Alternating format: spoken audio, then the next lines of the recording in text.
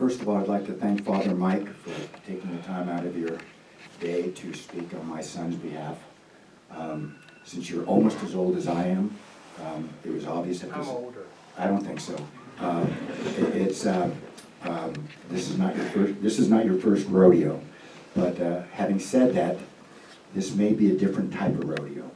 And the reason being is that my objective is not to have all of you leave in tears and to be mourning the death of my son. He would not like that. When he walked in a room, he wanted everybody to have a good time. He made sure if there was someone in the corner that he'd come over, make him feel happy, and he'd say, by the way, get away from that lamp because I'll be wearing that lampshade on my head on my way out. This object in front of me, it's called a microphone. It's something Tyber never needed, ever. I'm convinced that at some point in time he came across the smartphone developers, and he was the inspiration before, hey, wouldn't it be great if we had a speakerphone? We could lay it down on the ground, and from a couple feet away, we can hear the person talking clearly on the other line. He had that type of loud voice, and he made an impact on everybody. He would have loved all you guys being here. He would have absolutely loved it. I'm doing something here today that I'm no stranger to public speaking, but this is without question the first time in my entire life that I've ever brought notes up here, ever. Never have I brought notes to a public speaking engagement. I'm doing that for a couple reasons. One, I wanted to make sure I was as accurate as possible for my son, not to make any mistakes, and then I also wanted to make sure that I kept it in the right order so everything would go right, because at my age, let's face it, we forget stuff. At my age, I forget all of my screw-ups and bad decisions I've ever made in my entire life. I'm grateful Sherry still remembers, so she can remind me on an as-needed basis. I'd like to give a shout-out to the Ferguson Funeral Home. In 1990, they were gracious enough to handle the services for Tyber's grandfather, Robert Tyber. The next decade, they were gracious enough to handle the services for Tyber's grandmother, Barbara Rio Tyber. I was very good friends with Shelby's dad. We had spent many times together at Lucchese's talking to Les DeVito and having all sorts of good chats. And I remember telling your dad that you, his son, that the next customer is going to be me. So the plan was I was supposed to be your next customer. On behalf of my son, he would have wanted me to say this to you. He sincerely apologizes for cutting in line. And that would be so Tyber.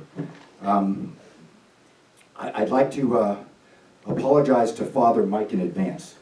I told you this is going to be a little different than what maybe you're used to. I have issues sometimes. I have been known to, on occasion, accidentally drop an F-bomb. It's not intended to be offensive. I just happen to use it as a verbal exclamation mark. I wasn't even the person who taught my sons how to use that word. It was my sweet grandmother my mother, who's now 90, it was their grandmother. Unfortunately, she was born and raised in New York. And as a result, anybody who's familiar with New Yorkers, they might use that word more often than people in Hawaii say aloha. It's a very common word. It's not meant to be offensive at all. So I'm going to do my best. I'm going to use effing, friggin', freaking, something, so that you'll kind of get the drift. I just happen to think it's a great verbal exclamation mark. People with adult parents, if they're, parents with adult children, if they happen to have their adult child kind of do something that wasn't terribly intelligent, there's a couple ways you can handle it. You could say, oh, honey, what were you thinking? Oh dear, sorry. Or you can kind of look them in the eye and say, what the F were you thinking? It's just a verbal exclamation mark. It's not intended to offend anybody, I promise.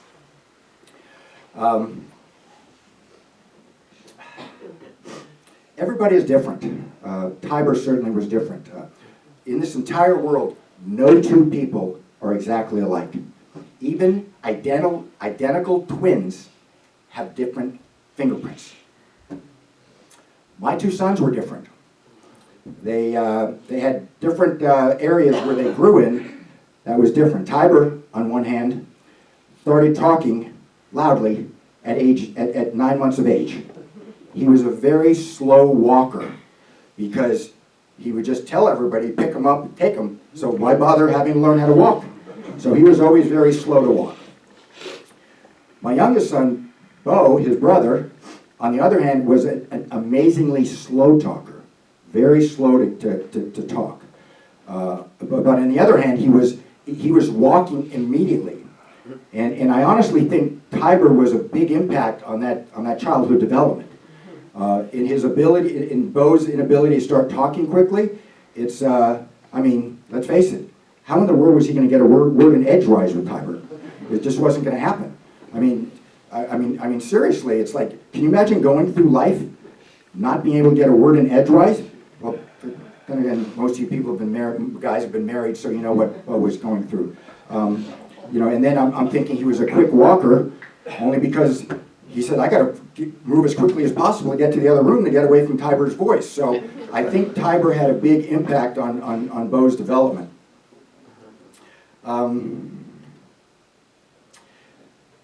Like I said, you know, we would often take Tyber and Bo to the Holiday Inn for Sunday brunch. I mean, we would go there quite frequently. And at this particular time, Tyber couldn't have been more than two. Couldn't have been more than two. Bo was still in a high chair. Tyber couldn't sit still. He had to go to every table and to check out what was going on. Bo, on the other hand, was doing what he did very good early on in life, and he's not doing bad right now, but Bo was always a great eater, okay? And I kid you not, this is, and everything I say today, people who know me, that I don't make stuff up.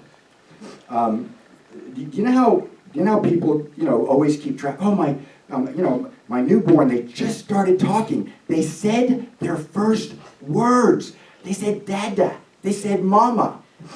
Not Bo Lustig. Bo loving food the way he did, the first two words he ever said in his life were, more corn. God's truth. Tyber, on the other hand, was just hyperactive, probably had ADHD back in those days. He would just go around to every table and like just to check out what was going on. He came back from this one table and he said to me, he goes, Daddy.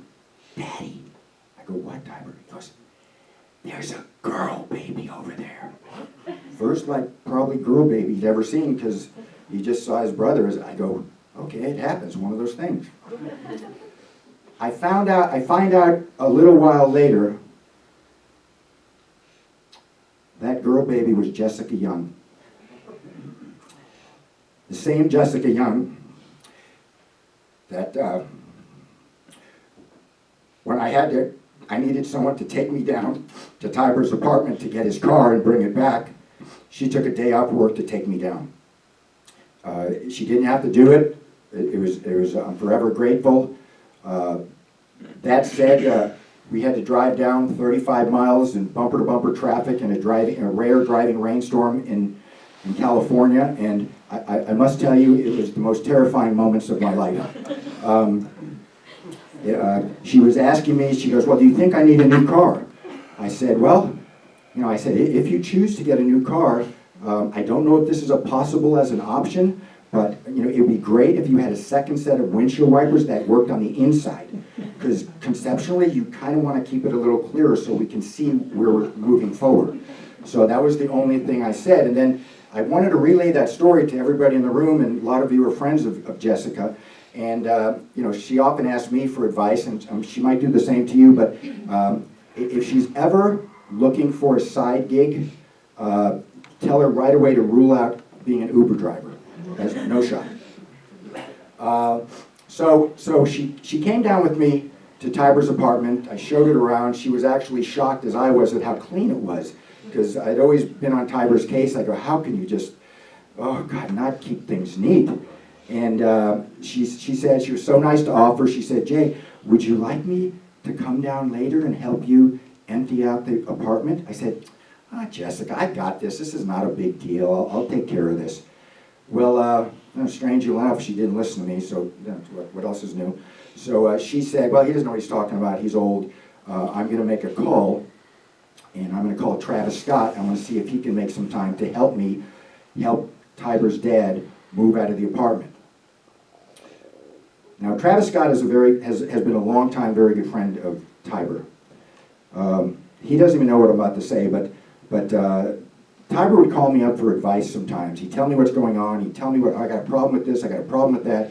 I would just start to try to give him like old man advice. And he goes, yeah, he'd stop me dead cold. He said, no, but I asked Travis about it, and Travis said this, and Travis said that. And we talk about another situation, but Travis said this, and Travis said that. I said, oh, Tyber. I said, look, I finally I couldn't take it. I said, Tyber, did it ever dawn on you when Travis has a potential problem, who he calls for advice? Me. Do you think maybe it would make sense to speed up time and cut out the middleman? So that's my Travis story, and that's how it works, is that they were very important in his life, and they wind up being very helpful in helping me move out, and move Tyber's apartment out. I wrote in his obituary that Tyber was voted most likely to be late in high school, and that unfortunately he was early to his present location.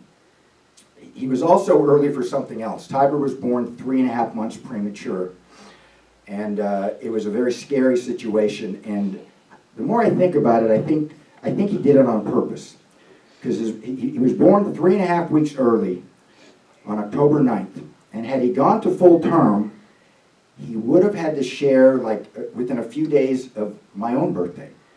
And Tyber, being the stubborn person he was at an early age, I said, I'm not sharing my birth week with my dad. The heck with this, I'm out of here.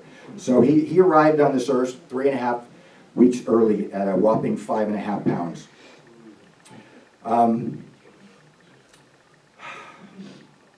A person's life is often defined at an early age. I mean, we develop our personalities, some traits, some mannerisms that stay with us for a lifetime. And Tyber was no different.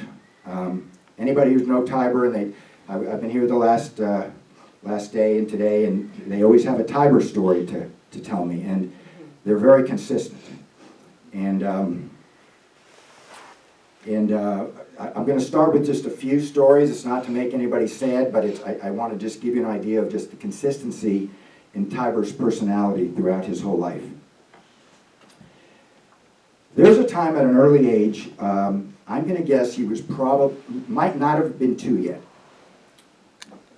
He was at Aunt Jerry's house, and Aunt Jerry walked in the kitchen, and she noticed there was a mess, or something fell down, and it came off a shelf, and there was just a disaster in the kitchen, and she said, what happened? Who did this? Tyber at age 2 said, that would be me. That was so Tyber. We had a number of babysitters. Erin Rittenauer, Wendy, who's in the audience today, Wendy Jewell. We had Beverly Hunt, Jillian Kunka, and then we also had a babysitter. Her name was Helen Sobeck. She didn't go by Helen because Bo, not the fastest talker in the world, couldn't pronounce the word Helen. So she called her Helna. So Helen Sobeck we just call her Helna. You're not supposed to favor one child over another, but clearly Helna, she favored Bo, the younger one, over Tyber. Anytime she heard Bo scream or cry, her first response was, without even looking to see what happened, she said, Tyber, what did you do? First response. So Tyber kind of like, okay, I got this figured out. She likes Bo better than me. I get it. So one time, Tyber, strangely enough, he wasn't listening. Helena was watching Tyber and Bo, and Tyber was firing a tennis ball all over the laundry room. All over the laundry room. He just wouldn't listen. So Helena, screaming at Tyber like she normally is, she says, "Tyber, stop throwing the ball around. Stop it." He kept doing it.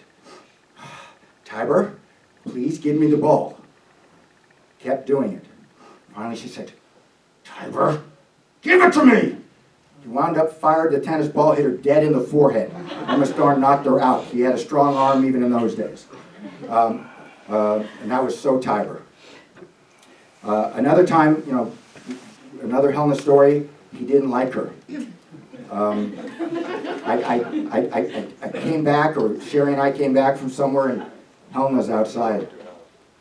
And I said, "Helen, what are you doing outside?" She said, "I went out to throw out the garbage and Tyber locked me out." He was 5. Okay, so he was ornery. That was so Tyber. Golf. He got his first, if you happen to notice some of the pictures, he, as a birthday present for his 2nd birthday, he was out in California. I think, Victor, you might even been out there for that event, but someone bought him a plastic golf club. And it was two-sided, and it was perfect in size. He started swinging it around like a crazy person. And but I noticed he was mostly swinging left-handed, and he's a natural right-hander. So I'm saying, it's like he's righty. Why is he hitting a golf ball lefty? So I said, "Tyber," I said, "that's great that you love golf because it's my favorite game." And I said, "But you're supposed to hit this way." And without missing a beat, he said, "I know, but I do it like this." And throughout his life, anybody who knew him, he would always say, "I do something like this," or he would say, "What's this?" Started saying that at 2 years old. It stayed with him. So I mentioned that golf is my favorite game.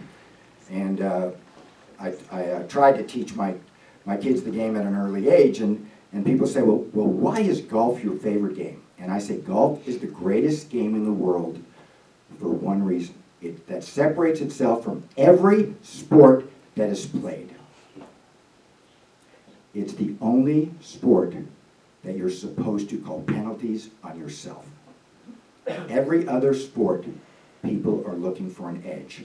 They hold the defensive, rusher, hopefully that the referee's not seeing them. They fake a charging call, even simply. They try to get an edge at the plate by maybe putting too much pine tar on their bat, or doctoring up a baseball, or trying to speed up a double play. But golf is the only sport ever that you're supposed to call penalties on yourself. And I thought it would be a tremendous life lessons for the boys. Tyber, unfortunately, not only accepted it as a life lesson, he did it, he overdid it. He did it to extent. He was always calling penalties on himself. While on the outside, he was outgoing. Lord knows how loud he was. When he was in a room, you didn't have to, if he was in a crowded room, you did not have to look for him. You just had to do one of these. Where is he? You'll hear his voice, you walk right towards him. Okay, so he always had, but as outgoing as he was, on the inside, he was torturing himself with self-doubt. He would say to myself, when he turned 30, he says, "Dad, I'm 30. I don't know what to do. I feel like a failure. I can type. You're going to barber school. Things are great. You're going to be successful." I said, "Do you want to do the barber school in San Diego? Or I got a spot in Willowbrook Plaza. We could put it there." He goes, "No, Dad." He goes, "I want to do San Diego first so I'm successful. I did not want to come back to the Valley with my tail between my legs as a failure." That's how he called penalties on himself. He beat himself up nonstop. He would ignore all the positive things he did, but he would always, beat himself up. He was a big believer in omens and karma. He would never want to do something really bad. He goes, "No, I can't do that. That's bad karma, Dad. I don't have bad karma." And he looked for omens everywhere. I'm old. I'm a numbers guy. I'm not a big omen guy. But kind of strange things happened since his passing. First thing, his brother Bo plays fantasy football quite a bit. And the way it works is you pick your lineup and you go against a lineup that someone else picks. Bo's team didn't have a good start, and he was going against Tom Brady this week. Sorry, Jay Callum, if you're in the room, it was your team. Tom Brady, for the first time in 255 games, got shut out. Bo needed Tom Brady to have a bad game in order to do well in fantasy football. I can't help but think Tyber had a hand in that. Sorry, Mr. Brady. His mother, Sherry Lustig, loves playing online crossword puzzles. She's been playing them for years, has her coffee, has her cigarette every morning. She's playing the games. A few days ago, she says, Jay, you got to hear this. I go, what are you talking about? I go, your games don't make any noise. She started playing her crossword puzzle for me, and for the first time ever, there was some light piano music, soothing piano music that was playing. I couldn't help but notice that Sherry, Tyber had to have a hand in that. On Sunday, I sat down with Shelby. We're going over the funeral expenses. I write him a check, call it a day. Monday, the next day, I go to my one account, and I've got it's an investment account, and I go to move the money to cover the check, and I noticed the daily change on the account. The daily change on the account was within $31 of the check I wrote Shelby Ferguson. So those are three things that I just say. I'm becoming a believer, Father. Okay. I may have to be an addition. It may have to be an addition. Too early to say. I may have to become a member of your flock. So it's strange the things you think about when you go through something like this. Something else about Tyber that I don't know if many of you knew, but Tyber was the least racist person you'd ever want to meet. He didn't care what color you were, what race you were, what nationality you were. He didn't care. It just doesn't matter. As long as you wouldn't mind if when you asked him a rhetorical question, he didn't answer it in a rhetorical way, he gave you the full explanation. Instead of saying, hey, how you doing? Instead of saying, fine, how are you? No, not Tyber. He would tell you how he's doing. He didn't understand the concept of a rhetorical question. I'm sure all of you have had situations where, now that we have our smartphones, we get a call from a number that it's not in our contact list. For a long time I was getting, have you updated your car warranty? And it's just a salesperson on the other line that's talking to me, and I do everything I can to, either rudely or otherwise, get them off the phone. Now at my age, I said, are you interested in your Medicare Advantage plan? I get that a lot these days. Well, I'm convinced that Tyber too used to get unsolicited marketing calls. And rather than try to get them off the line as quick as he could, he would engage them in conversation. He'd start talking to them. He'd drive the person crazy to the extent that the person would say, hey, Tyber, thank you very much. I'm glad I called you. I go, I got to go. 15 minutes is a little too long for one call. And then he hung up the phone, shaking his hand, re-examining his career decision on to be a telemarketer. That's how Tyber was. He would get in a conversation with anybody. Getting back to him being the least racist person I've ever known. Tyber briefly attended ASU University out in Tempe, Arizona.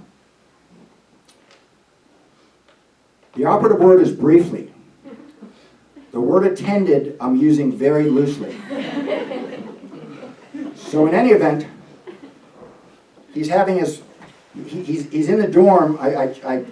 In 115-degree heat in August, I bring him into the dorm and set him up and put all his stuff away and set up his TV and everything. And within 2 days, he's already leading a dorm floor party, whatever that is. I don't know, you have a dorm floor. He's like the ringleader for the dorm floor, okay? And he's in charge of all the invitations. He invites everybody from all the other dorms, rest of the campus, and so Tyber's in charge. He calls me up in a frantic. He goes, Dad, I screwed up. I go, what? He goes, we are out of ice. The ice machine is empty. I don't know what to do. So, you know, I go, all right, I'll figure out how to get you ice. So I figured out how to, I had talked someone into following me, and we brought up just bags and bags of ice. So I got to look around and I go, what the heck? What the heck is this? It's like, I'm looking at all the different people from every race in the world, every religion, tall, short, fat. It's like, it was like, you would think the United Nations was in town and that the parents needed their children to go somewhere while they were in meetings. It basically looked like the children of an entire the United Nations conference. It was unbelievable. It was the most remarkable thing I'd ever seen. And you know what? Tyber didn't care. He loved it. He absolutely loved it. As I mentioned, he was going through barber school. I talked to him, talked to his friends and family, and we said, "Wow, that's perfect." It's like he was with me on Thanksgiving Day, and we're diagramming stuff on. He goes, "Dad, I don't want it to be just a normal school." He goes, "I just want it to be. I'm in a normal barber shop. I want it to be a place people actually say, when is the time for me to get another haircut? I really want to go to that school." So I want to go to that barber shop. So he was so inclusive. So he was going to barber school, and I find this afterwards. I didn't know this before, but I had to call the school and inform them that Tyber would no longer be attending, that he's passed away. Not only did the school president start crying, only to find out that her son was 39 and passed away 5 years earlier, but she then called me back and said, "Look, I want you to know something, is that," and this was a school that, this is in California, Southern California. People attending barber school, they come from all walks in life. Didn't matter. Didn't matter whether you gay, straight, transgender, white, black, Hispanic, Asian, didn't matter. The school was just a melting pot of everybody seeking to improve their skills to make a living, to survive in this world. The school president said, not only was Tyber the most popular person in class, but he's the only student that everyone knew his name. Everybody. And then I kind of broke down yesterday because I was viewing Shelby's wall on the internet that he put up for Tyber, and they had sent in a picture. Not only did they cancel class for the remainder of that week, but everyone came back and they put a shrine together on the sidewalk in downtown San Diego to Tyber, and they had a bunch of pictures and they had candles and they had it on display the entire day. So that's how Tyber touched so many people. And a lot of people say, when I say that Tyber was the most inclusive person, the least racist person, I'm going to tell you something that he told me when he must have been 12 or 13. And it would not be unusual for Tyber to tell me something and I'd roll my eyes and I'm saying, where did that come from?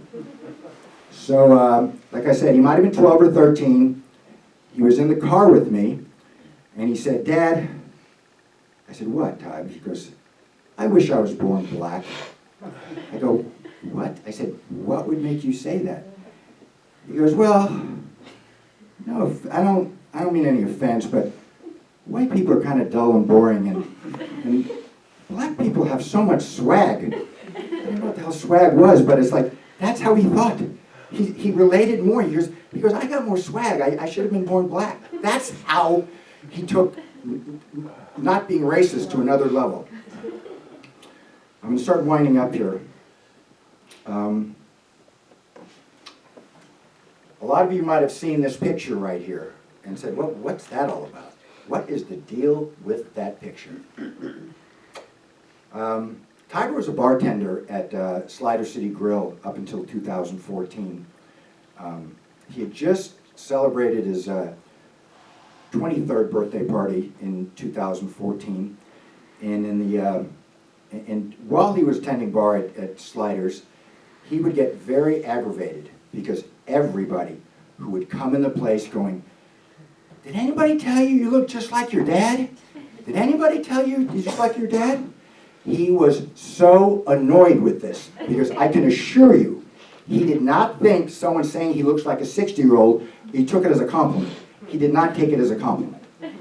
So we had a Halloween party a couple months later after his birthday. His birthday is October 9th, Halloween obviously, it's end of that month. He wasn't working that night, but he was just going to show up and have a good time. Not that he didn't have a good time when he was working, but whatever. So we had this Halloween party, and then all of a sudden I hear a commotion in the front door. I go, what the heck is going on? Tyber came in as costume.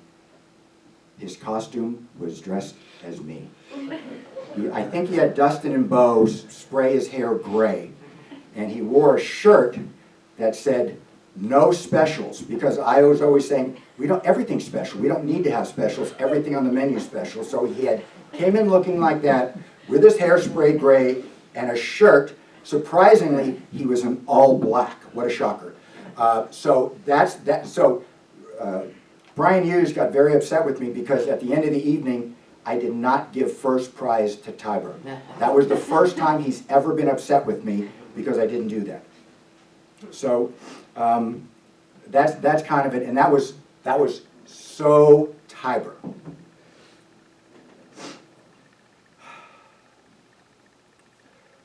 Lauren, have you ever asked Tyber a question, just a rhetorical question, a yes or no, and he just went on and on? Yeah. And what would my next line be? That was so Tyber. Yeah. And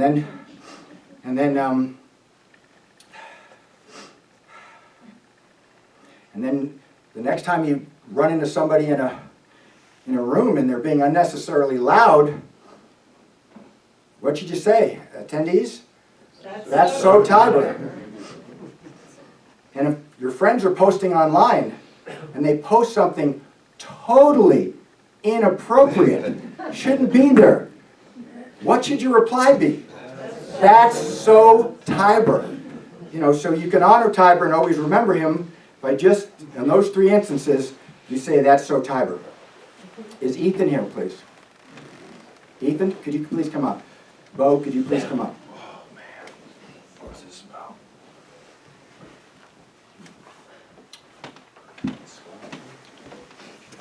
Ethan, was one of Tyber's best friends, and you made him laugh harder than anybody. And it wasn't just him. You made everybody laugh. And so his belly laugh was harder than